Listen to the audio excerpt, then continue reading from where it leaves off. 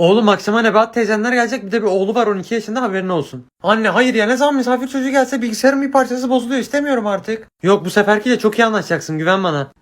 Abi kolay gelsin, şöyle sandalyeyi çekip yanına oturuyorum. Ha gel kardeşim, hoş geldin. Yo hiç rahatsız olma, önce oyunun bitsin ondan sonra. Sağ ol kardeşim, bitti. Ne oynamak istersin?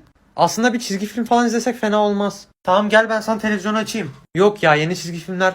Sen bize buradan bir Ben 10 falan aç. Ondan sonra eski Disney dizileri falan takılırız. Tamam, ben o zaman marketten bir şeyler alayım. Yok, ben gelirken bir sürü abur cubur aldım. Hatta açmadıklarımız sizde kalsın, sonra yersin sen. Bu gerçek olamaz. Gerçekmiş.